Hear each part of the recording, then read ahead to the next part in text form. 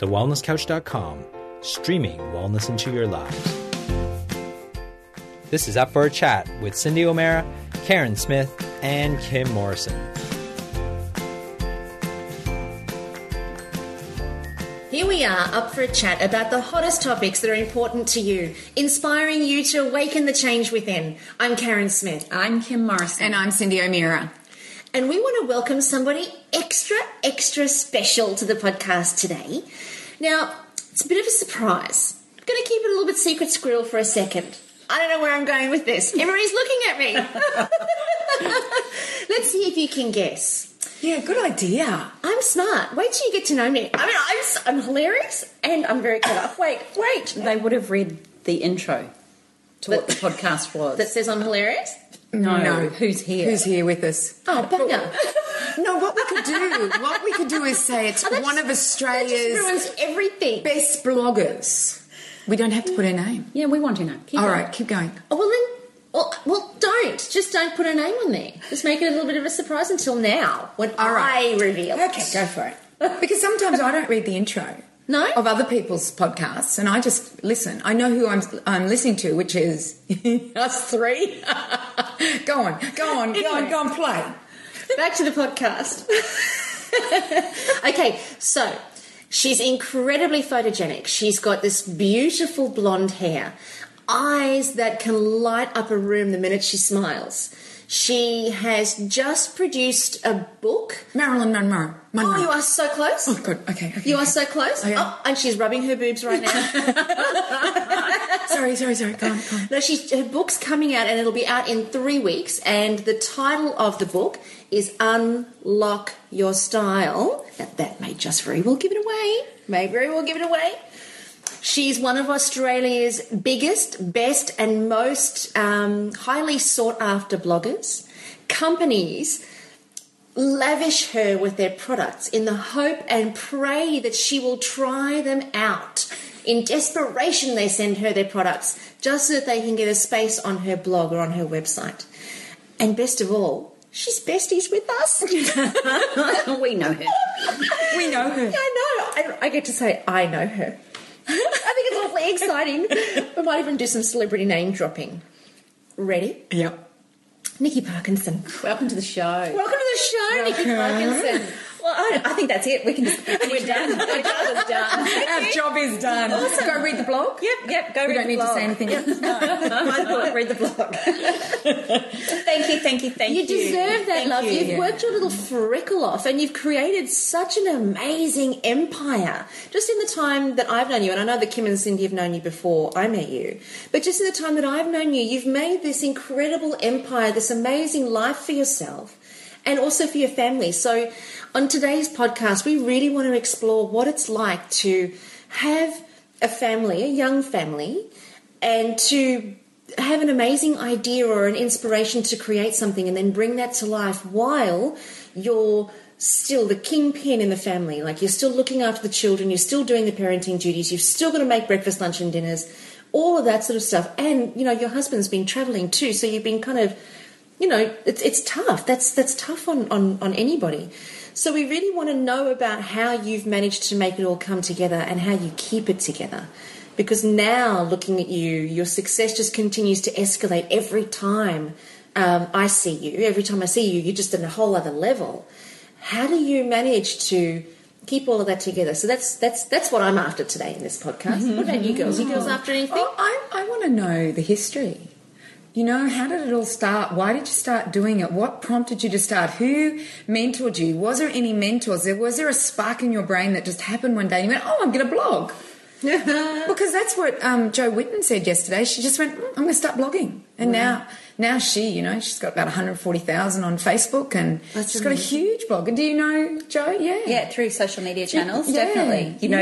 It's like the whole 2 degree separation thing is even smaller on social media and Instagram. And I was seeing all the feeds yesterday, plus a couple of other bloggers who are there who I know outside of you guys. Yeah. And that's the whole thing with social media. I'm going, I know where you are. Why am I there? I've got a Thermomix. Why were you invited? I was expecting to see you there. Surprised that you weren't invited. I'm running my own race. It's okay. Okay. It's all right. I do love my Thermomix, and I have both of you, particularly Kim, to thank for that. So it is very much part of our life. And I did whip up a soup last night in honour of the Brisbane office opening. Aww. And Kim can talk about the thermix because of me, so it's actually me. Yeah. So it's all right. And then you introduced me to Carren, and I'm going to start off. I'm going to go back to the history.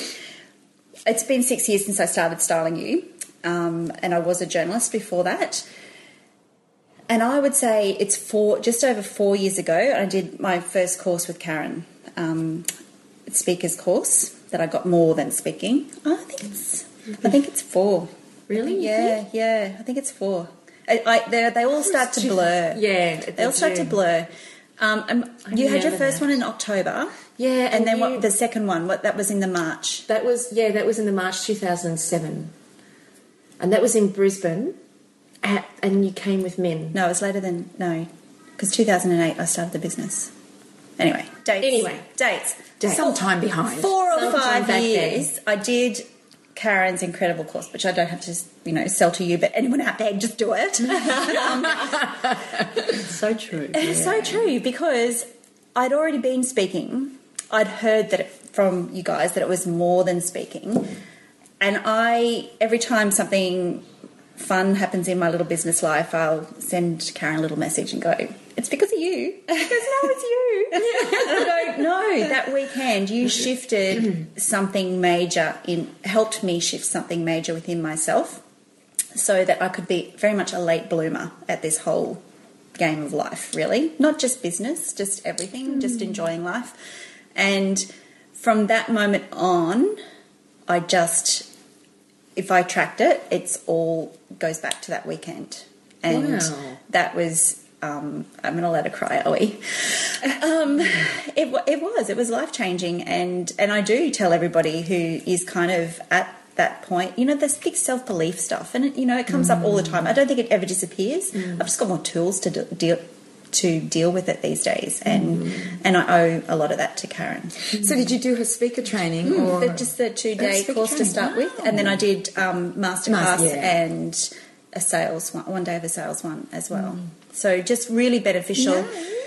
It means a lot of things practically where I am at now. Media interviews, I don't even think twice. I go, yep, sure, no problems, just bang into it. Also. Just being asked to speak anywhere, I don't even hesitate. I'll go, yep, sure, and then I've got the formula, know how to work it, and you didn't hold back. I always remember, as soon as you'd graduated from the courses, you were just so out there straight away. You were like, ready, I'm cooked, I'm good to go, and you were out there straight away on stages and speaking for people all the time. And I remember you sent me an email saying you'd had a small group. It was one of the first ones. You'd had a small group, and it was on the Sunshine Coast. And I was thinking of it when we were coming down here, and it was at an expo.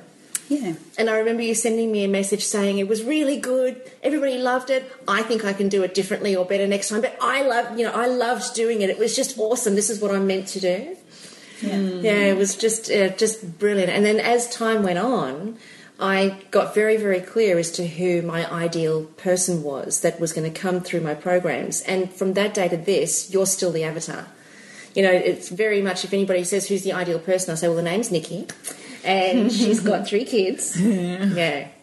It was because you do get, and the reason, then I'll backtrack a little bit now. So I was in secure employment. I worked at the Sunshine Coast Daily, and was editing a weekly magazine. Loved what I did. The tension around the changes in media was starting to happen then, and redundancies had started to flow through. And when that happens, the workplace it's a very tense workplace, and sometimes bordering on toxic. So.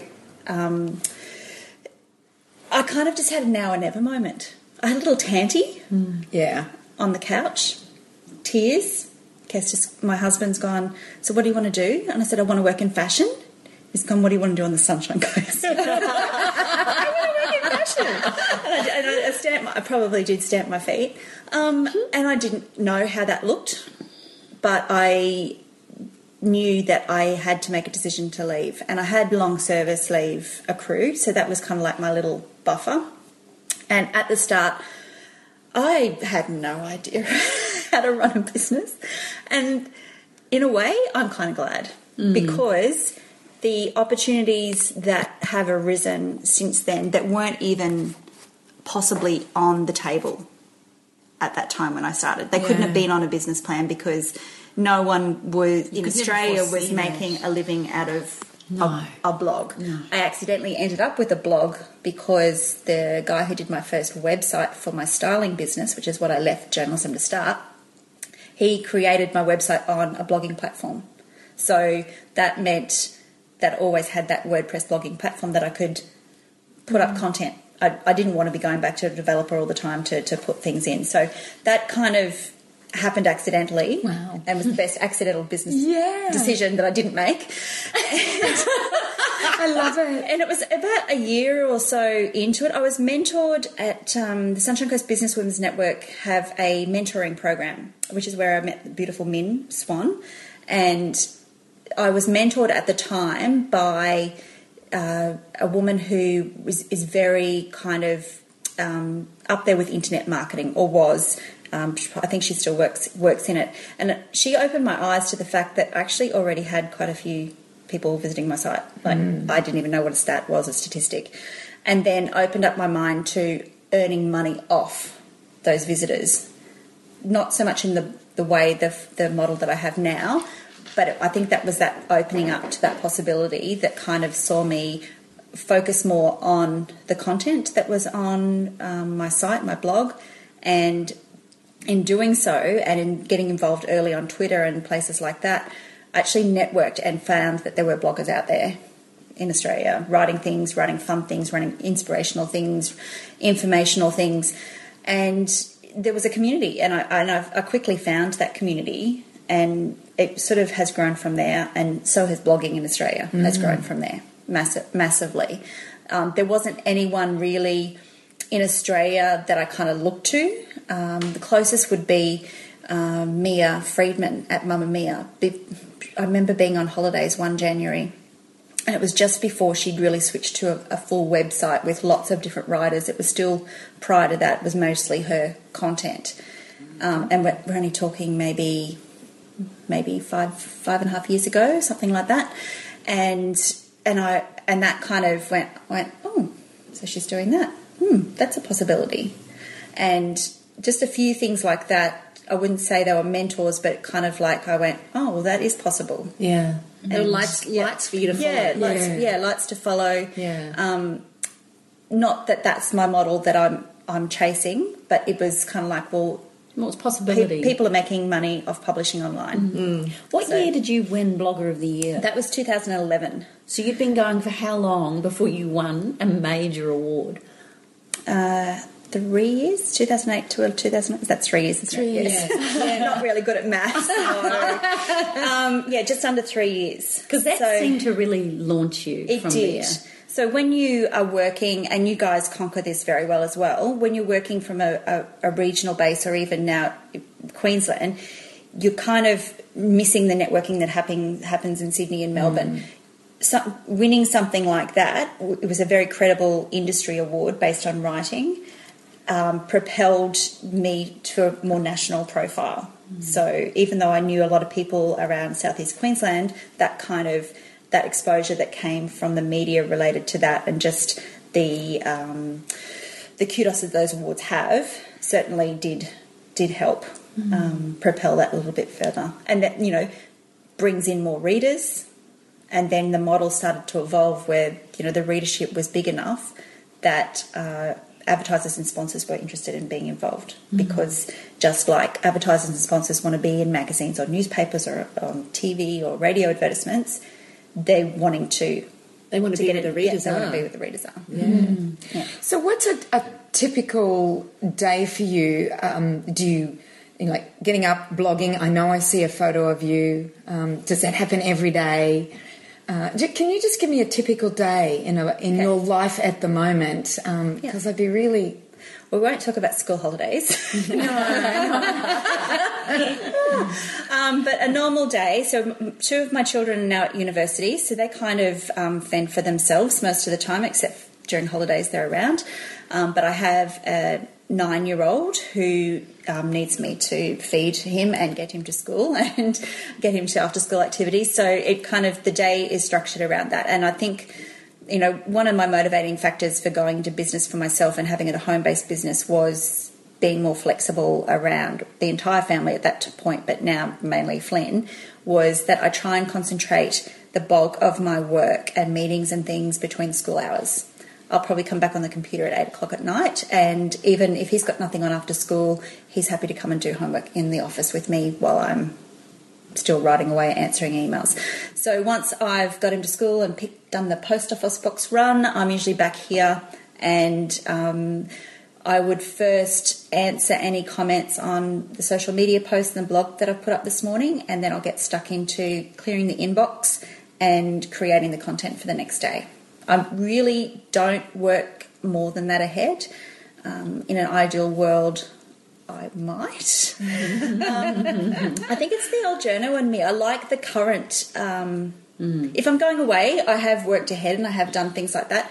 But I like being able to write how I'm feeling now for what's being published. I publish at the same time every morning. I've created the consistency like a newspaper publisher.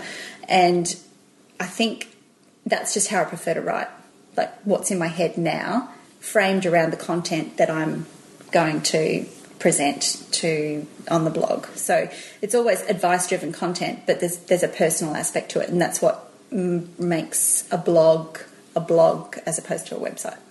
I like the fact that your family's involved and that Flynn is the photographer extraordinaire every morning on Instagram. Please don't talk to him about upping his wage. I was just going to wonder about that. You do such a good job, you deserve it. He was trying to talk to me about something and cost per photo, and I'm going, we've got this deal, we buy books. I just buy books every time we go past the bookstore. Which That's is so careful good. how many times we go past the bookstore. Yeah. Is it hard to come up with a topic every day? No. It's not. No, and you girls would know this. Like when It is in my industry because it's health. There's always something happening. there is something, but there's always a question that's been asked. There's always something topical. You know, it's been really cold, even in Brisbane. What people are wearing. I've got more ideas there than I've got time to put on the blog. I also, I'm sticking with the formula of mainly 5 posts a week, Monday to Friday, every morning.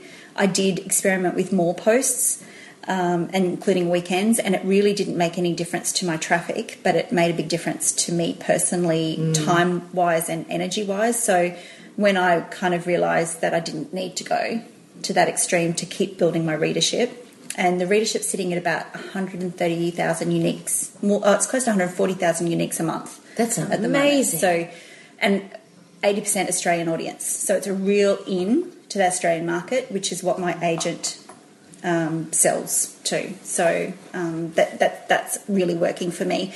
To me, that shows that in my demographic, women, busy women over 30, they're not really getting this advice anywhere else. So they are eventually finding me, which is great. And I get beautiful emails from women who might have been reading for a month, 2 months, 2 years, and have sent me emails saying how their life has changed because they've taken on a few bits of advice on board, and they're feeling good about themselves because they've made a few different choices, and they feel like they've got someone to help guide those choices. Yeah, that's fantastic. Well, it's also real. It's reality. It's not like you've got 6-foot models modelling what you think is appropriate. You're the model. I think what's also beautiful is that it's how you feel, and what I'm noticing is people like to know who they're reading.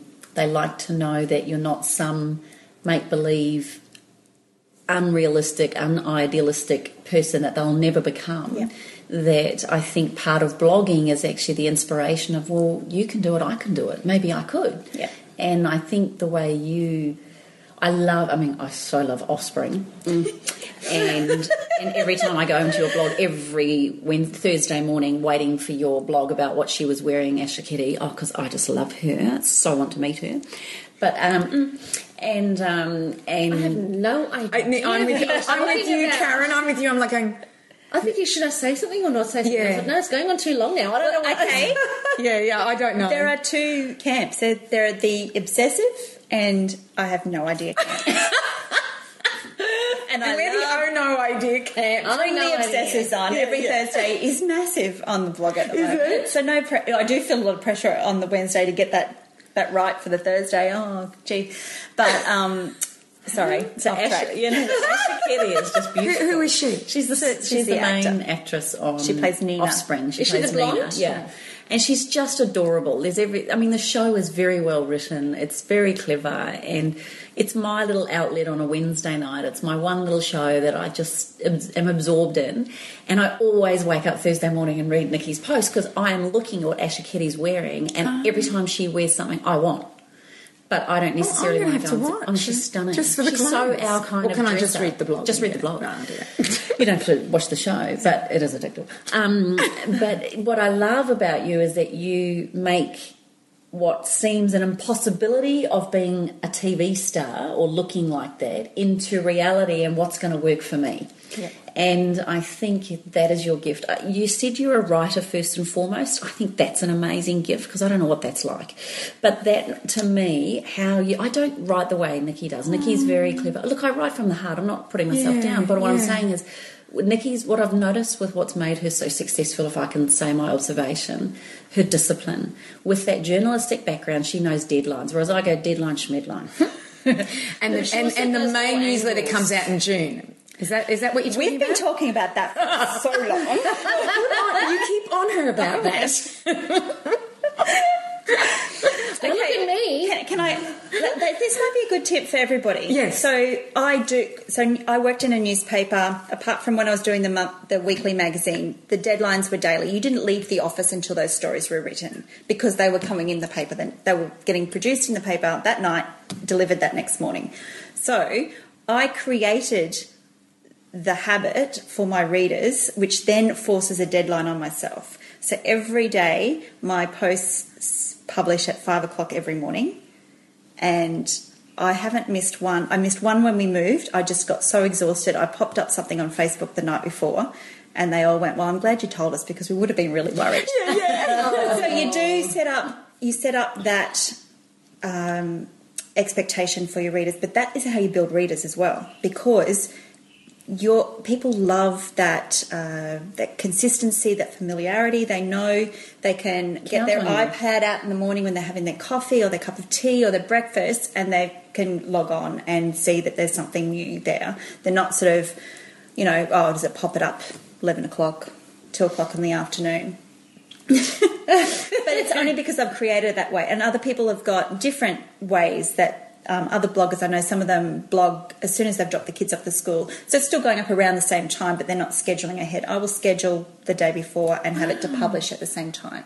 And it's just, when did I get serious on that? Probably when I decided to take the whole blogging thing seriously. I had to get consistent on the amount of posts every week, and then also I could notice that when they were published early in the morning, every morning, they performed better.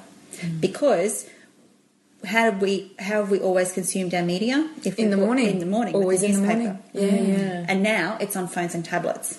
So they might be commuting, they might be sitting at the table having 5 minutes before the school run, that sort of thing. On the bus, yeah. So how long are your posts? They can vary. I wouldn't do. I think the smallest one would be 500, and that probably has few more words in 500 to 600, but some of them can go up to 1,200.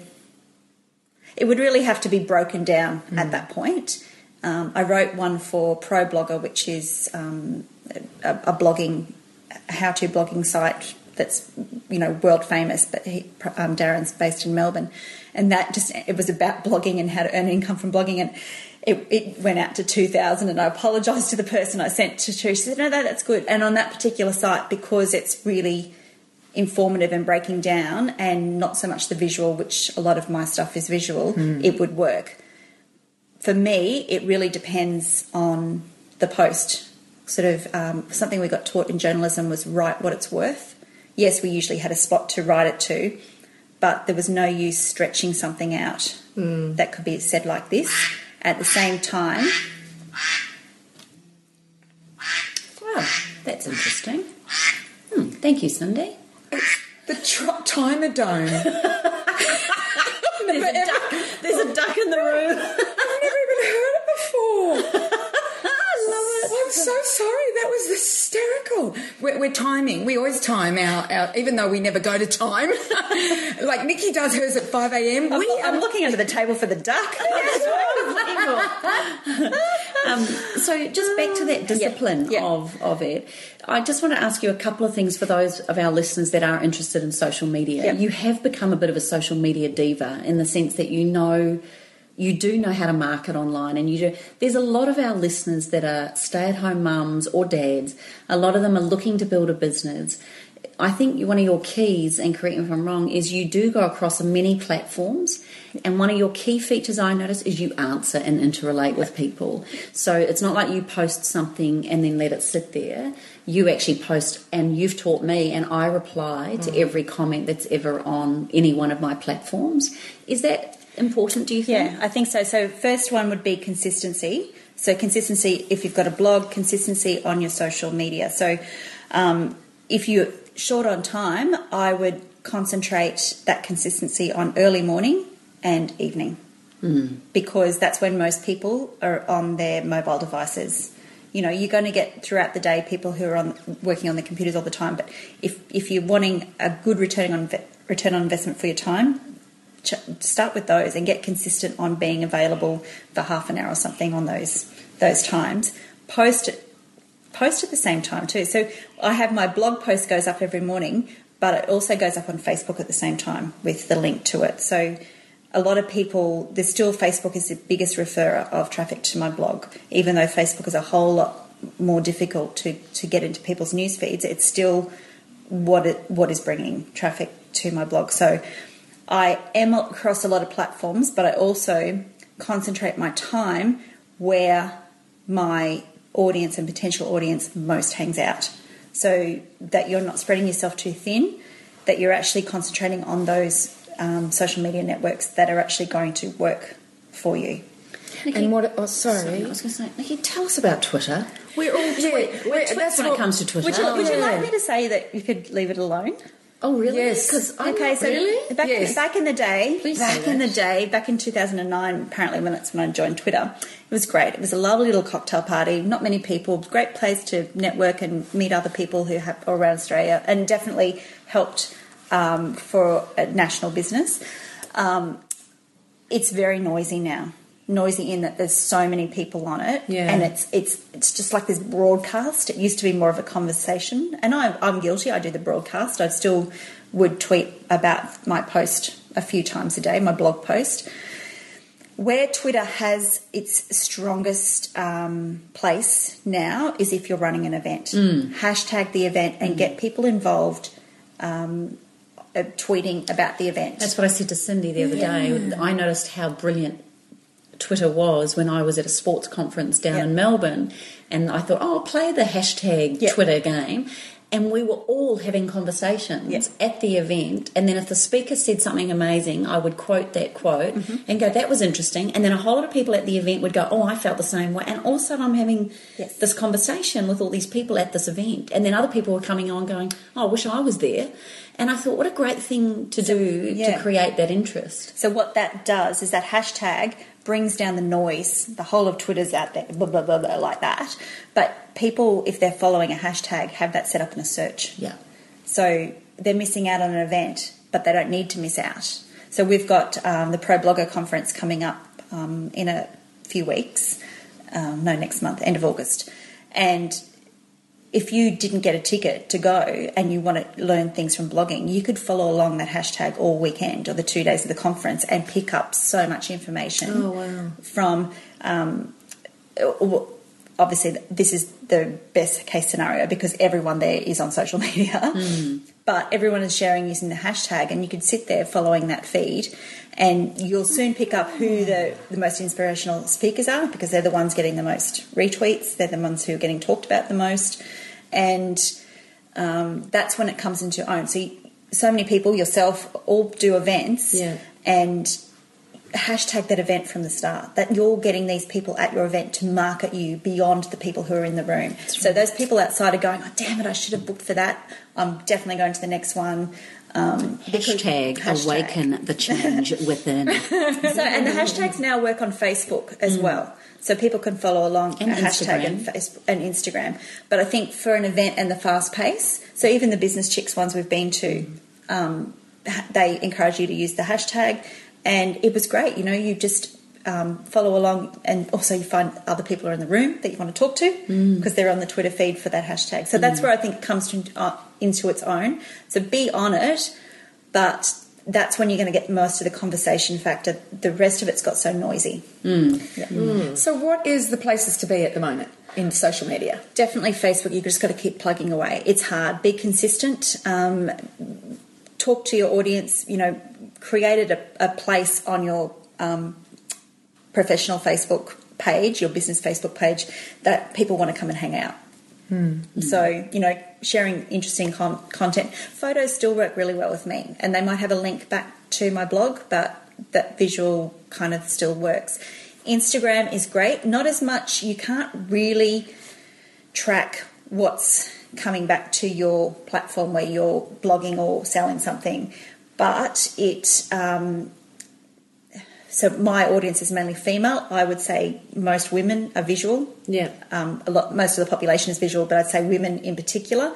So that's what appealed to me when it first started, and I was on it pretty early on. Not really from a business perspective, but now that's part of my branding as well. And how that's opened up for me is that I don't just photograph just fashion and beauty things. It's more lifestyle things. So if I pop up a soup, people go, what's the recipe? So, you know, that's opened up different content on my blog, and that platform has sort of widened the scope of what my blog content is as well. So that's been kind of exciting. Well, you taught me Instagram. You opened me up to Instagram. Instagram had just started, and Fat Mum Slim had a photo a day challenge, and Nikki said, look, just follow this and do a photo a day. And that started January 2.5 years ago, and I've never missed a day. And I stopped.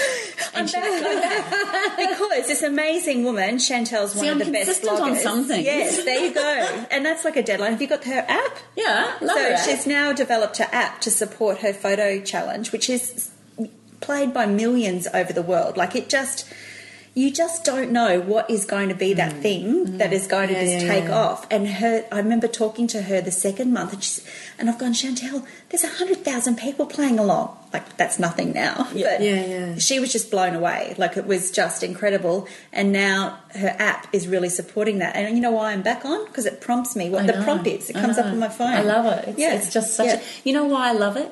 Because in my crazy full-on world, once a day I think about something that's not related to everything I think about. Does that make sense?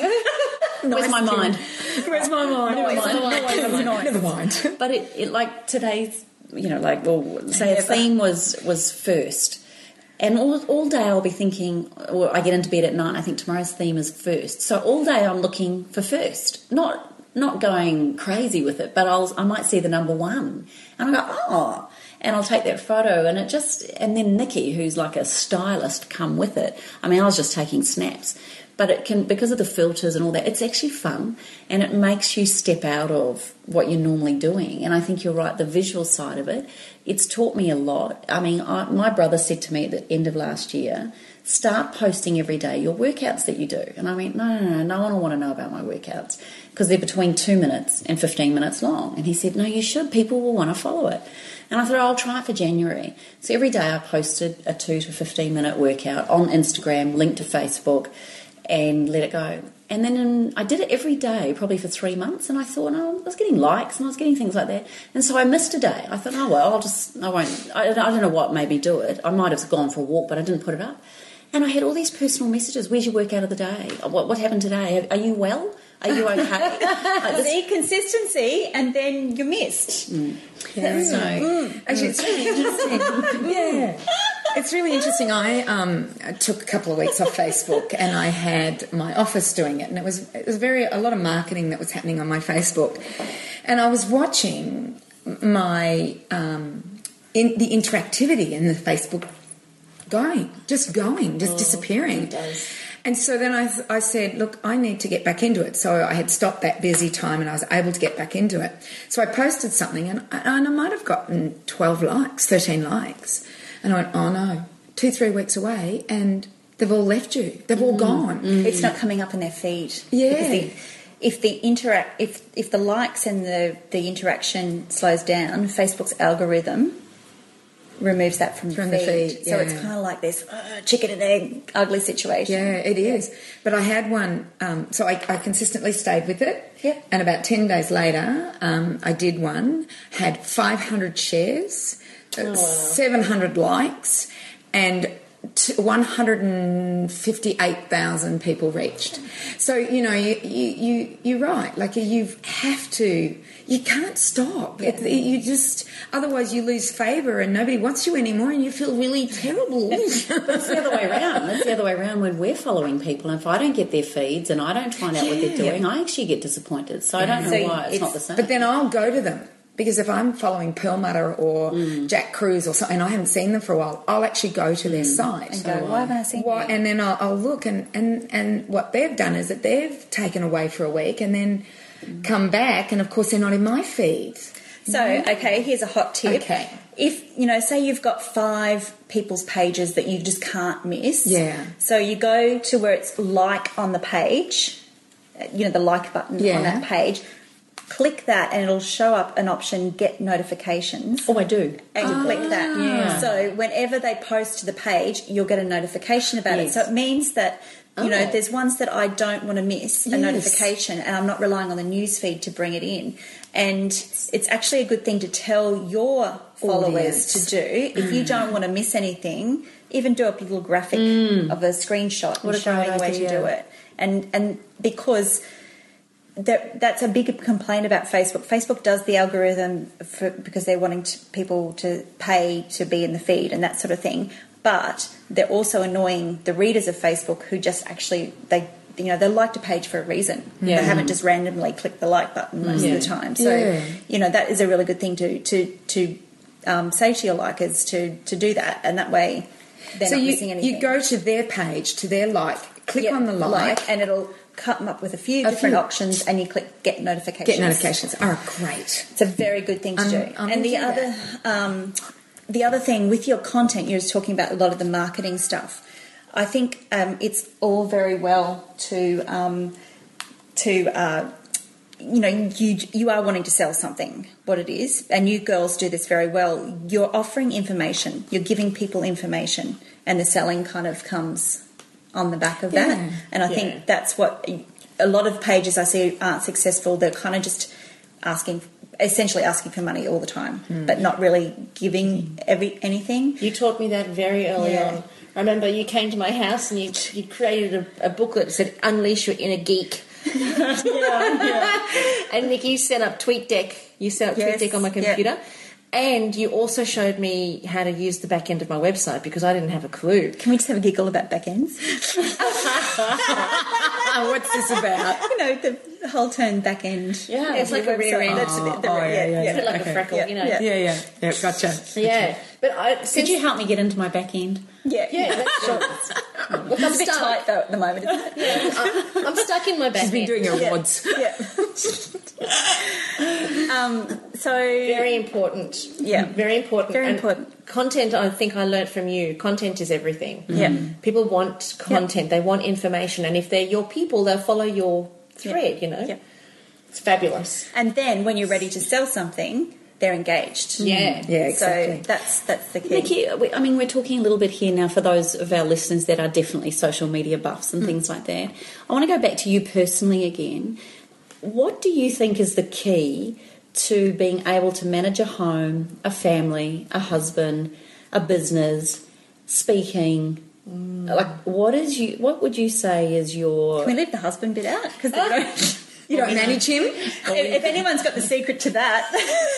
That's a cool one. Oh, that's right. You've got romance and intimacy. Yeah, we're fine. I had a girlfriend say to me once, Kim, it's not rocket science. Give them a okay, I can't believe I'm saying that. No, let's just stop right now. and it's not rocket science. But She's anyway, a tart. I'm sure that's why a lot of men say, "Can we get that romance and intimacy bottled by the gallon?" Yeah. And no names mentioned, but Nikki's husband Kester. Oh, that's right. Oh, no names mentioned. Was one of the first people to email me about that. So clearly it works. It does work. Okay, so that's tick. He's done. It really comes down to... They don't need much.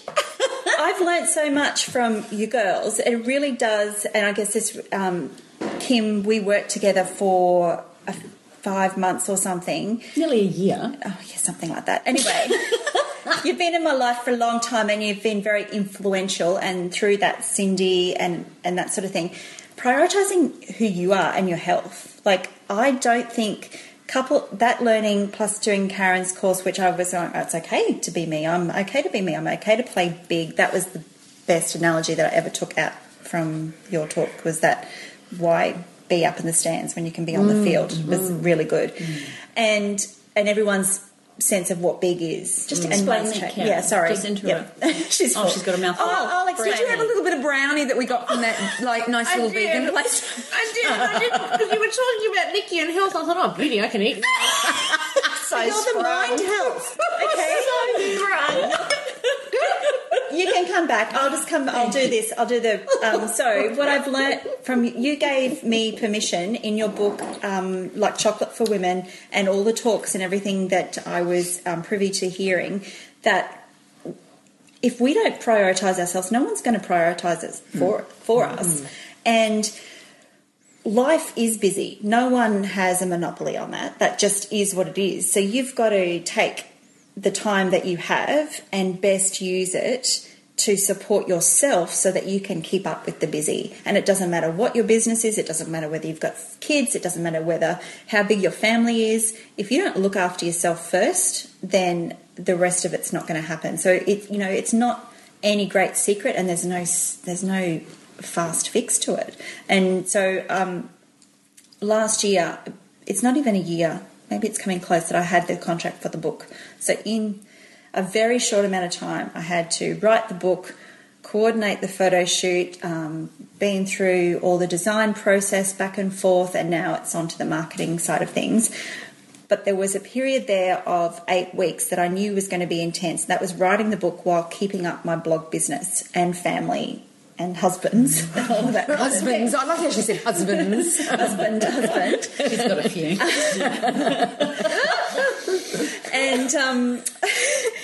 And I just said to myself, and I've written about this, I said I had to go, right, this is it. This is no mucking around. Out of your winter hibernation, you have to be in peak health form for you to be able to get through this period without getting sick, without sort of collapsing altogether. I have had a thyroid Hashimoto's for diagnosed for 16 years, longer probably, and lots of immune problems dating back to glandular fever when I was 23. Everything just all parts of the puzzle. Bad, haven't ever felt fully healthy except while pregnant, out of the nausea stage. Yeah, hormones, my body loved the post nausea time. Nausea time. And then that was amazing. And so I knew that I had to just do whatever I could and find a formula that worked with me, exercise-wise, food-wise, things that I could stick to and be consistent about to get through a really busy period. And then, of course, that busy period doesn't really ever stop. It just manifests in some other way. And it's coming up to a year since I've been following that formula that I found for me, and it's really working. So I'm really happy with it. And just in a nutshell, it's all, whole foods. That's not rocket science. No. For me, it was finding the right balance of exercise to work for me, because with my condition, if I go in and do hardcore slam kind of personal training or that kind of thing, my immune system gets compromised and I'm going to back 2 steps instead of forward. And I usually put on weight. But combination of yoga and walking and being consistent in it has been great. Look at these guns. Oh, That's they yoga. are good That guns. is yoga. That's all. Twice a week. Love yoga. It's incredible. I feel so strong. Yeah. I know. I turned around one day and I've gone, I got guns. I don't do any other weights. That's just yoga. It's my own weight at a class, class twice a week. So apart from the beautiful mental benefits you get from doing yoga, it's been the best thing for me. It's just changed my whole So it's really resistance and stretching and Stretching. gentle, Oh my not God. being a crazy person. Yeah. Because they all think, they watch Big Brother Yeah, and they all think they've got to not kill Big Brother, themselves. love, Biggest sorry. Loser. Yeah. Biggest Loser. Yeah, they're all the same to me. Same.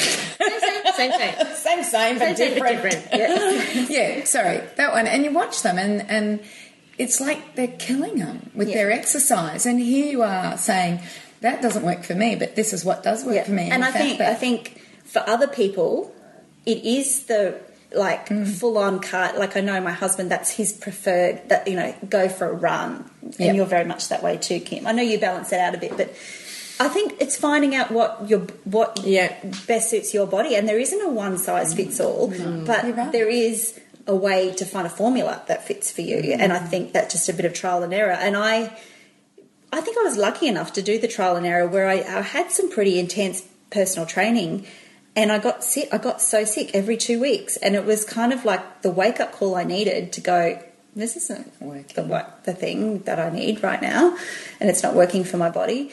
And I've had all that things that I've found out myself have had confirmed with a really great GP that I found in Brisbane this year. So I just feel if anyone, there's no quick fixes, as you girls all know. I think it's a long-term, consistent thing, but you have to find that formula that works for you. So you take bits and pieces from everybody, inspiration, and then make it work within your particular juggle. Yeah. Because that's different again for everybody too. So, what works for me mightn't work for someone else. And when we were a commuting family, there wasn't a lot of time for me to go to classes outside the home and that sort of thing. So that kind of had to be worked in too. So.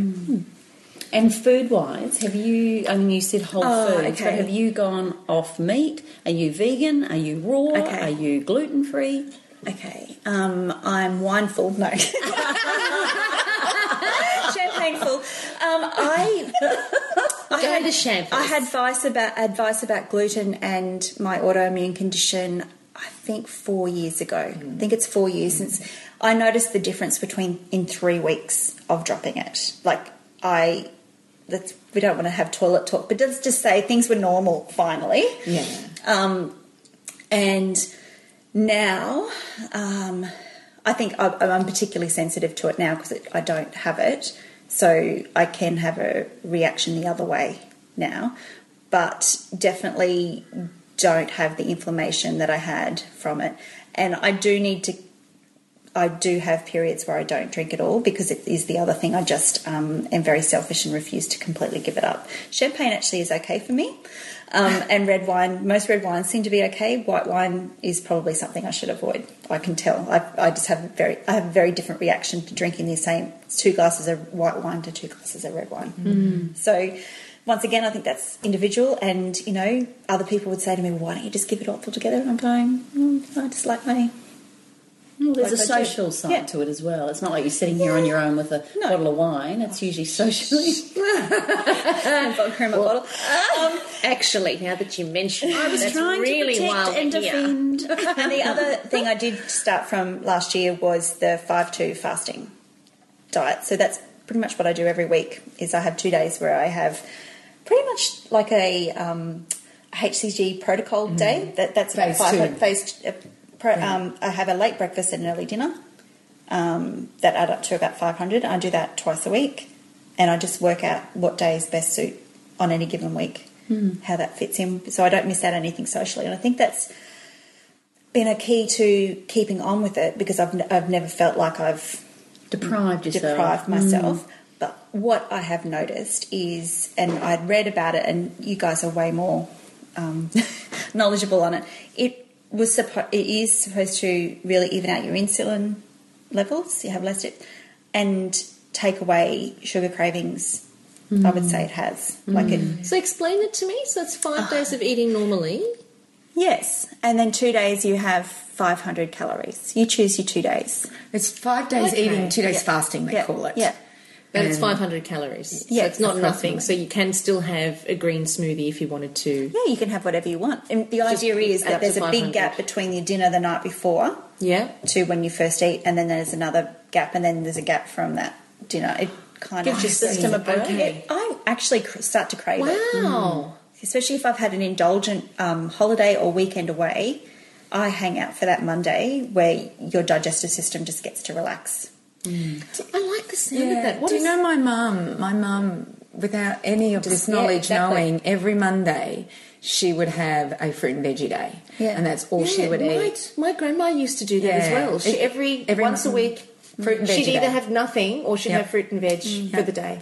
And juices. I actually think, like, it's home base. Yeah. And when you've been away from a weekend and you come home and you clean up and you clean everything and you get back to do your washing. do all your washing, Yeah.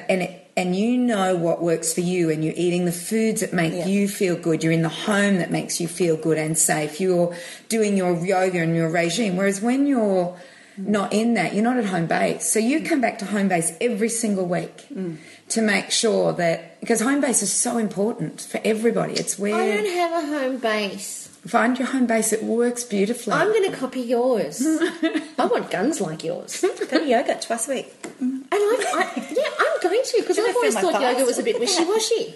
yoga. That is such And I'm an not even important going to the component. hard class. No? There's a power class. No, you'd love the power class. I'm at the basic class, and the instructors vary, but the basic class of where I'm going to, there's one instructor, and I'm going, this isn't basic. I'm good. It's okay. Yoga's a journey. Yoga's a journey. But I think that's a fantastic concept, Cyndi, in having that home base. I really... And only purely because of where I'm at right now, having just come off the back of a really big travel where I'm so exhausted. I'm absolutely shattered. And I feel like I'm so tired I want to sort of run away from everything. But to have a home base of... And with food and all of that, because I haven't been able to eat properly, so I just don't want to eat anything. So it's food, it's sleep, it's your rituals, like what Kimmy teaches us. Yeah. It's bricks. the consistency of getting out and exercising or walking. It's those things that do the best thing for you. And Nikki's figured this out. Wow, I think that's just so fabulous. And it might change, but this is what it works for me for now. And it,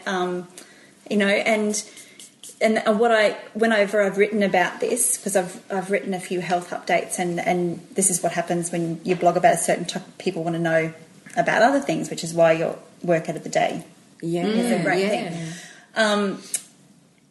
I really encourage them to find their own formula.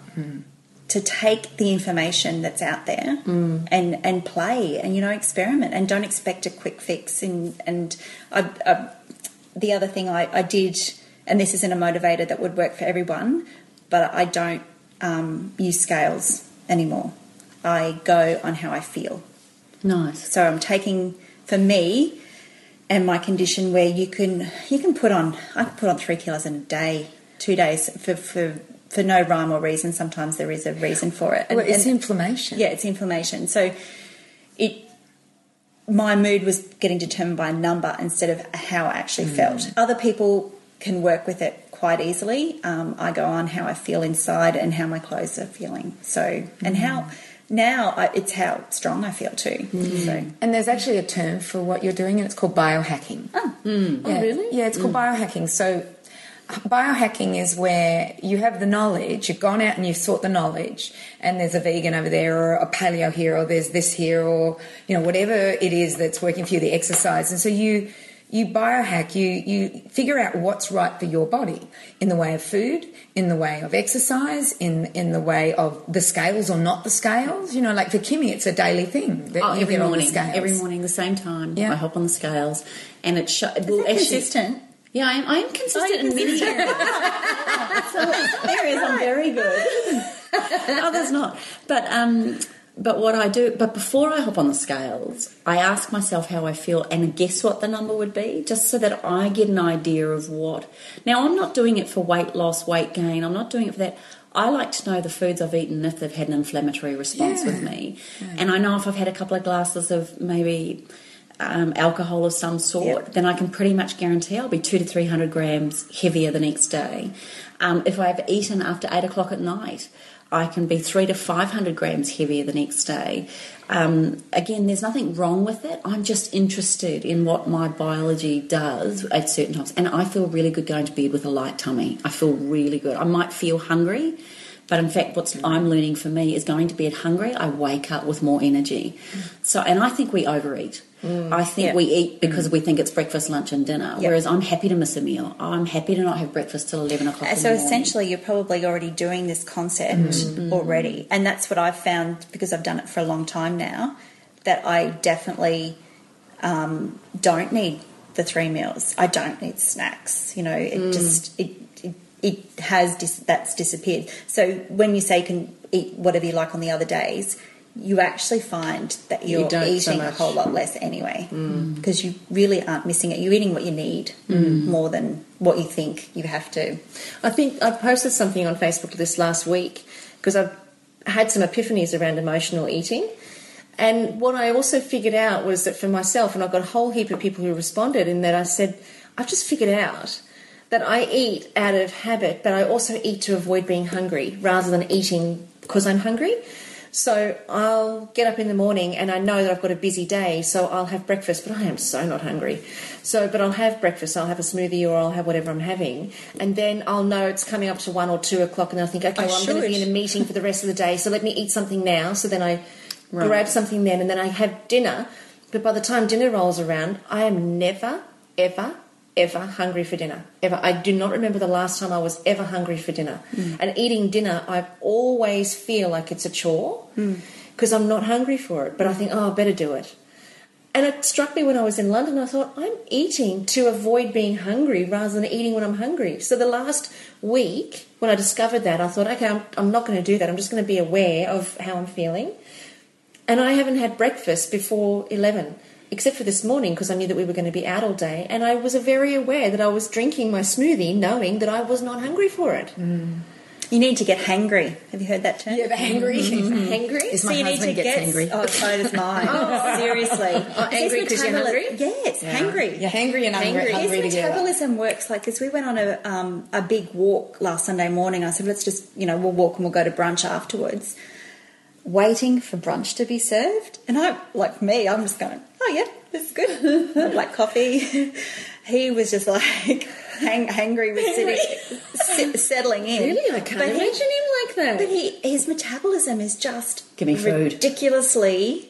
He just burnt. You can tell. Yeah, right. I still think he eats because he thinks he needs to, but his body also gets to stages where he needs the food. So that's getting to that point. Yeah. Whereas I don't ever get hungry. Ever. It's part of the thyroid thing too.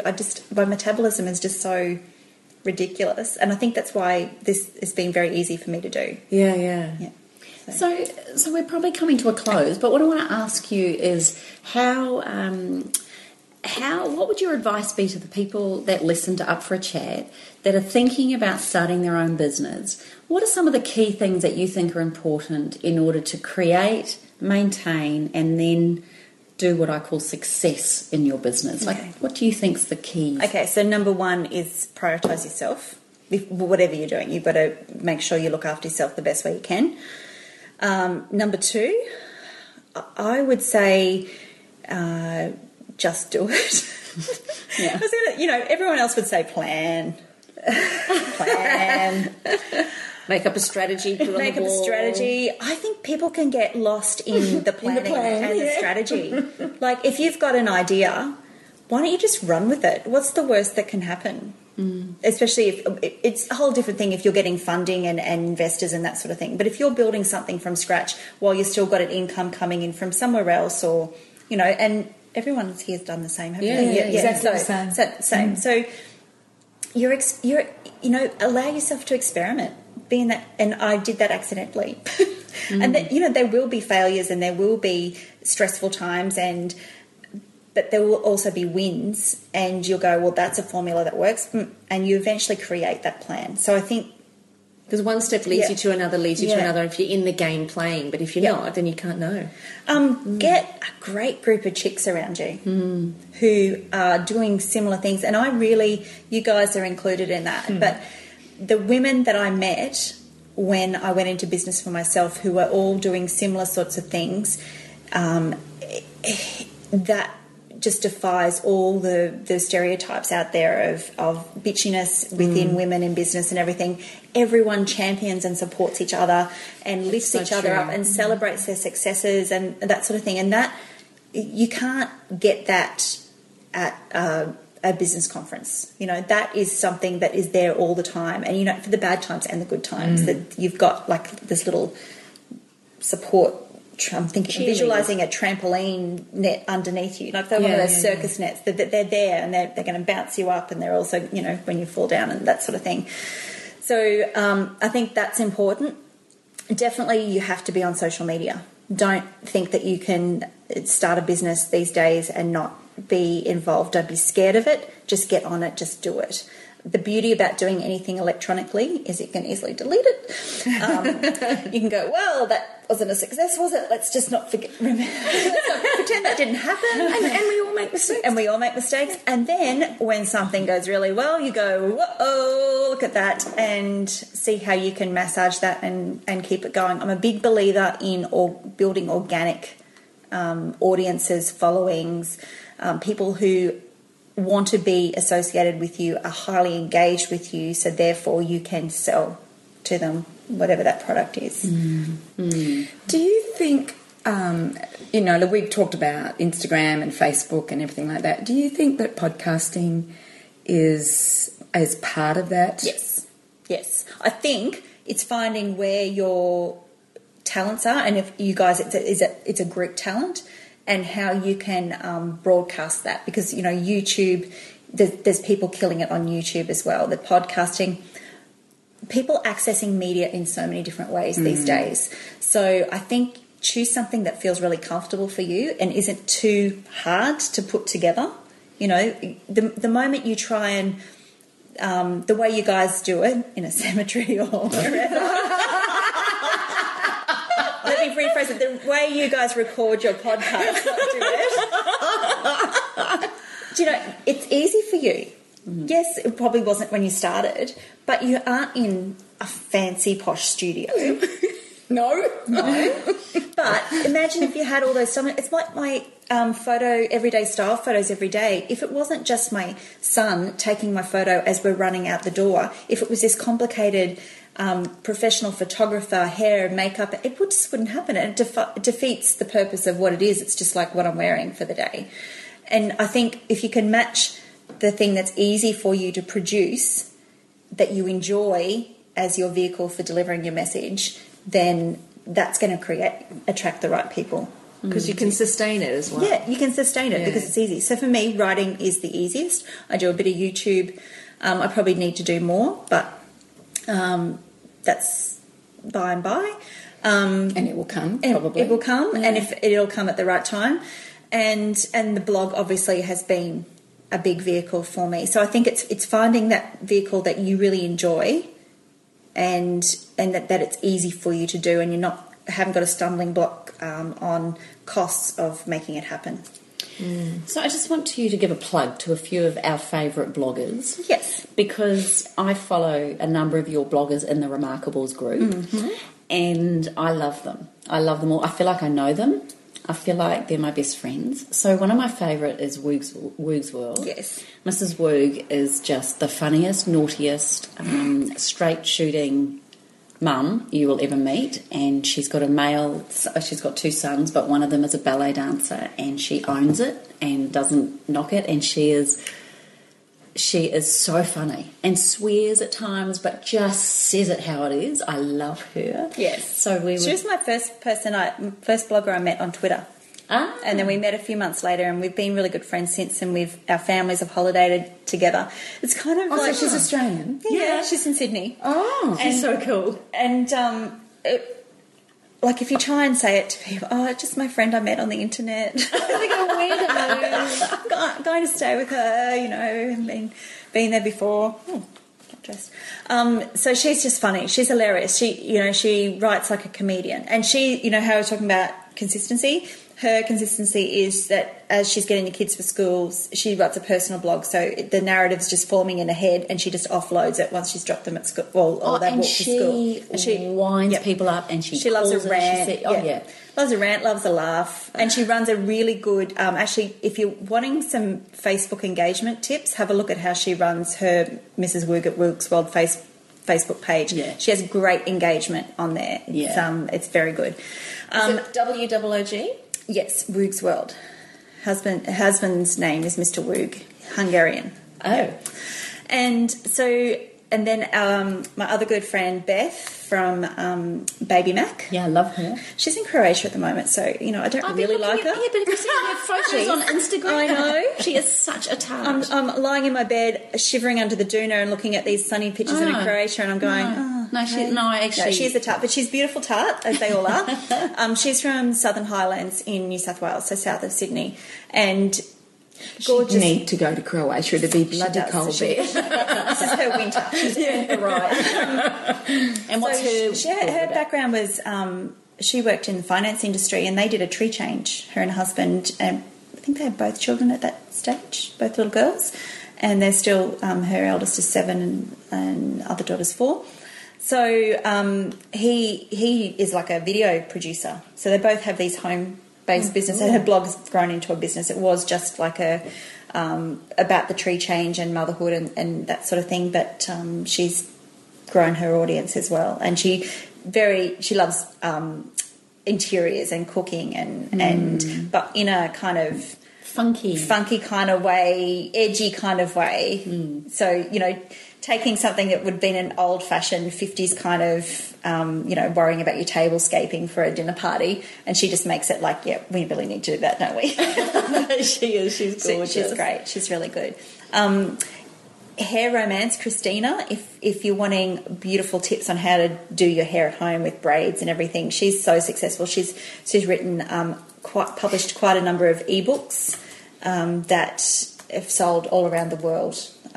And she's done extremely well. And now her husband is blogging, and they both blog together on Mr. and Mrs. Romance, and it's all things like eating out, cocktails. They named a cocktail after me. My goodness! I don't know whether you should be ashamed or excited. I'm just checking. Yeah, just checking. Espresso martini. Espresso martini. And so they're so cute together, and they that he says she says kind of thing, but travel and lifestyle.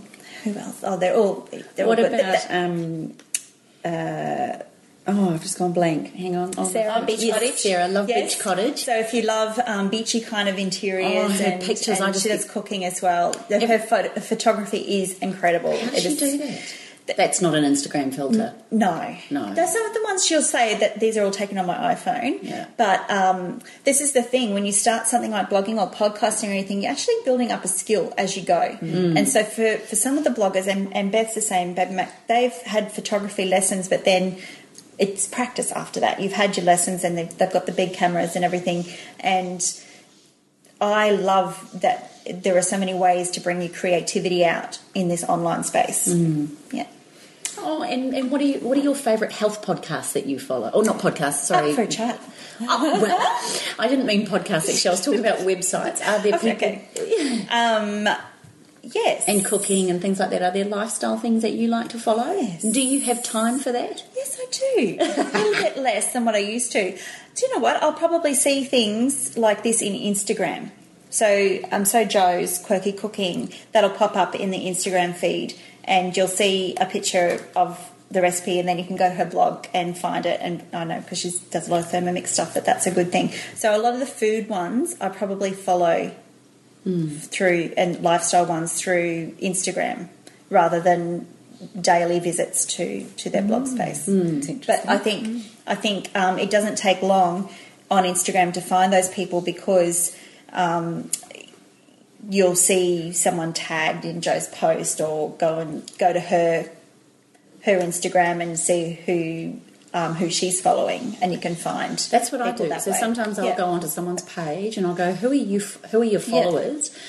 I'll have a quick scan and see if I know anybody, but then more importantly, who are you following? Because if you're interested in that and I'm interested in you, there might be someone in there that I want to follow. So probably once a month I'll do that. And that visual scan is a very quick way to do it. And then if you're really engaged, then you're probably going to find their website and add it to a favourite or to a reader or something like that.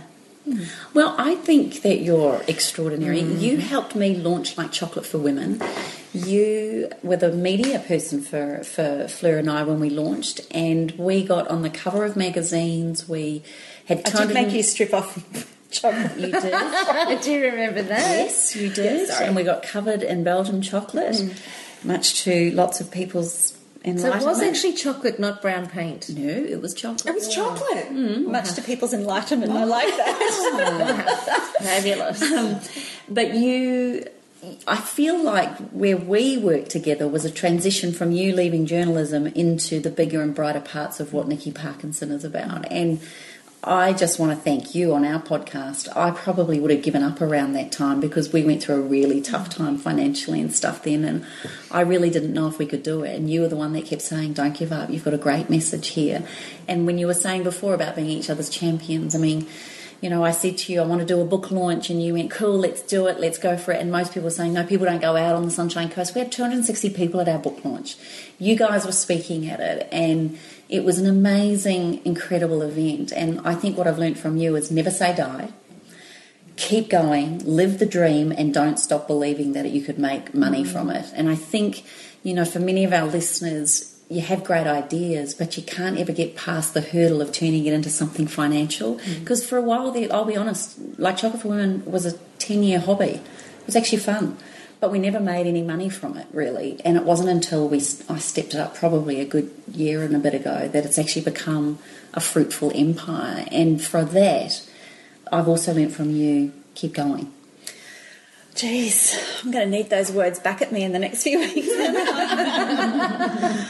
I just think if anyone thinks that you go into business and it's all a bed of roses, then someone's giving you the wrong information, because it's not. There will be really tough times, and there will be times where you don't know how you're going to fit it all into your day or your week, and there'll be times where, you know, everything seems to be rolling on beautifully.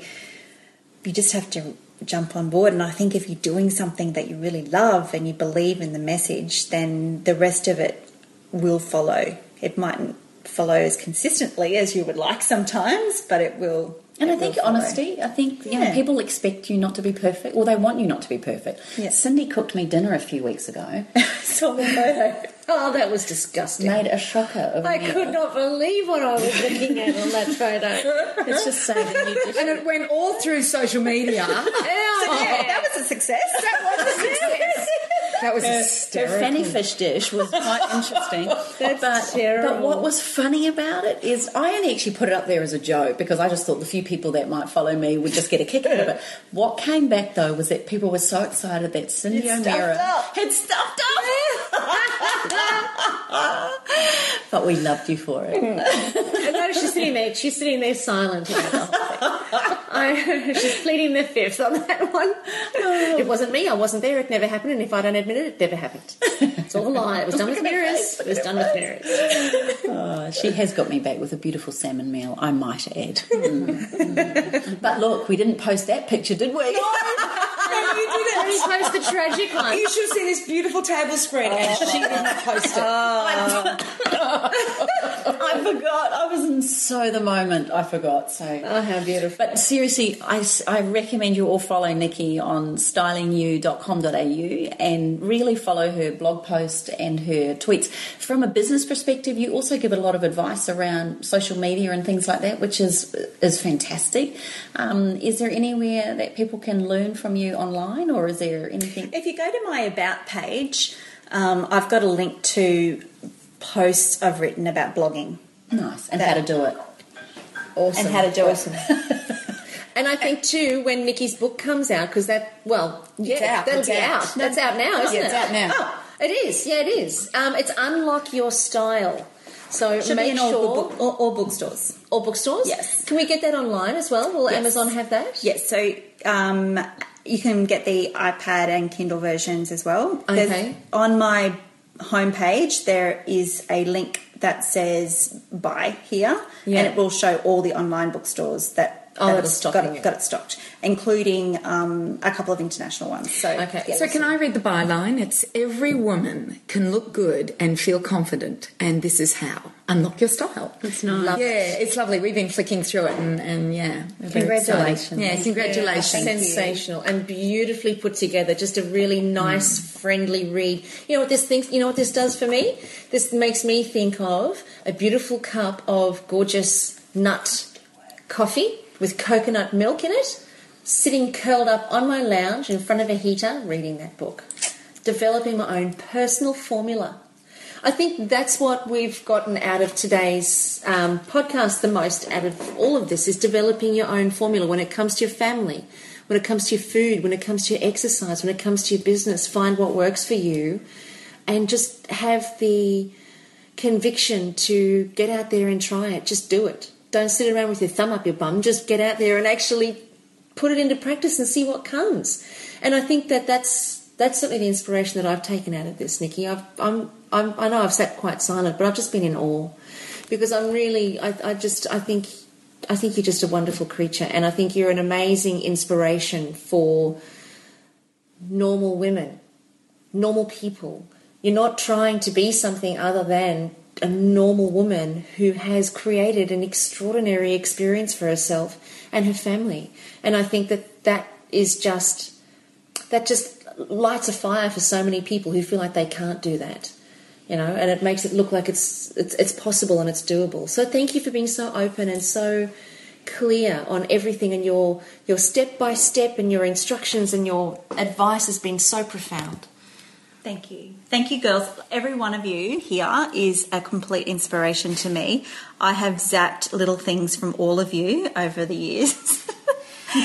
And for me, you're all published authors, and for me to be doing this now is kind of been a dream come true, and because I watched you all do this as well. We're all each other's champions. Oh, yeah. Our favourites. So let us know your thoughts on today's podcast. I feel like I could just go and write a whole book when I get home. I feel very inspired right now. And I am so going to yoga. Let me just put that out there. People, hold me accountable. I am going to yoga. So join us on our Facebook page and tell us what your thoughts are. Tell us about, make sure that you get Nikki's book and let us know what you think about Nikki's book. Start spreading the word. Tell everybody that you know about Unlock Your Style. Go to our Facebook page at allthews.facebook.com/up for a chat. Or you can also post your comments on allthews.thewellnesscouch.com/up for a chat. And remember, give us a 5-star rating on iTunes. We need that. We're going to be looking at our statistics shortly, and we want to know where we rank in Australia and also the rest of the world. So help us get to number 1. You know you can, and tell everybody. Make sure you also check out our website at awakenthechangewithin.com and join us for our live 3-day event on the Sunshine Coast. So this has been an absolute treat. Can't wait to do this with you again next week. Thank you so much, Nikki. It's been awesome. We love you with all of our hearts and souls from the bottom of our bottoms. And we're going to see you right here next week on Up for a Chat, where you get to join us and become part of the ripple effect that's changing the world. We'll see you on the ride.